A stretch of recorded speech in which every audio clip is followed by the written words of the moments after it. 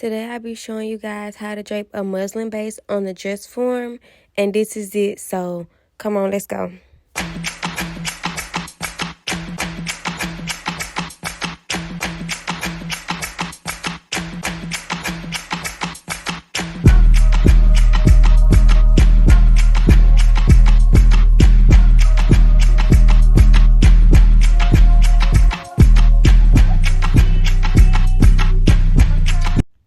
Okay, so boom, we're gonna jump straight into it.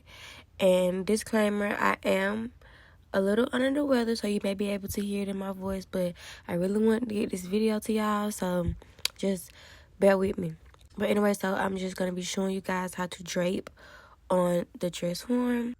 Okay, so first things first, I do not recommend draping tape, because I really ain't in the mood today for this bullshit. Like, I don't know if it was just the tape that I had or what, but it does not stick. And for it to be taped, I should not have to keep pinning it on the form if it's supposed to be sticking, right? So that just made the whole process way longer than what it had to be. So if you can, I would recommend using draping ribbon instead, especially if you're going to be pinning it to the dress form anyway.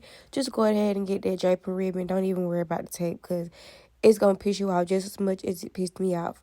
But right here, so I already have the idea of what the dress is going to look like. I might insert a picture of what my client sent me. But yeah, so basically what I'm doing here is covering up every line that's on the dress form. That's including the center front, the center back, the princess seams on the front, the princess seams on the back, and the two side seams, because we're gonna have that many panel pieces for this one specific dress. And so once I'm done with that part, I'll connect all the seams at the top. Don't really have to worry about the bottom, because the bottom of the dress is literally the bottom of the mannequin. So yeah, we're just gonna connect the top. So it'll just be one straight line across the back to connect the back. The front is a little bit more complicated, because the front is gonna stand up on its own, because we're gonna add bone into it. Excuse my voice. But I'm trying. So right here, I'm just adjusting the top to how it looks in the picture. I'm going to do this part, and then I'm going to connect the sides to the back. It didn't resemble the picture as much as I wanted it to, so I lowered it a little bit and took the rest off. So after I get everything cleaned up, we can start working on making the actual pattern pieces. Okay, so I feel like this part is fairly simple. Really, all you're doing is pinning the muslin to the mannequin, right? And you see all those ripples and stuff in the fabric. You don't want that. You want to clean it up, pull it. I don't want to say pull it as tight as you can, but pull it tight enough to where you can't see the ripples in like the inside of the panel piece that you're working on. And so once you got that one piece that you're working on smoothed out, you can't see any ripples in it, I'd like to take a pen and draw the panel piece onto the muslin right on top of the draping tape. That way you don't make any marks on your dress form. You do that all around the whole piece, and basically that's it. Like, once you finish marking it, you can go ahead and cut that piece off of the mannequin and start working on the next one. I would have to make another video on it, but once I take my pattern pieces off, I go to my table and I add a 1/2 inch seam allowance around the whole panel piece, and then I cut it out. But if that's something that y'all interested in seeing, then let me know and I'll make a video on it. Yeah, so basically you just repeat those steps to every single panel piece that you have. And then you'll end up sewing those panel pieces together. Hence as to why you would need the 1/2 inch seam allowance at least. So once you put it back on the mannequin, it'll actually fit like how you intended it to. Following me? I hope y'all follow.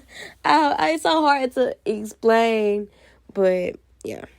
So yeah, you'll just repeat those steps, placing the muslin on the mannequin, getting the ripples out of the middle, marking the panel pieces, adding the 1/2 inch seam allowance, taking it off, moving along. I'll show you guys, the rest of the pieces that I did.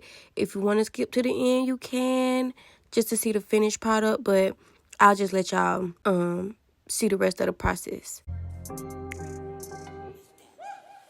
Hey.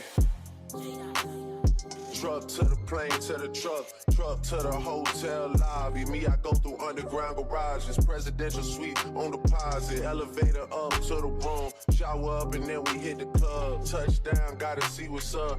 Area code in my phone. What numbers do I still have? Who do I know from the past? Hit one, she say she got a man. Hit another one, it goes green. Must have changed foes on the team. Remember when you let me in between? That was 2017.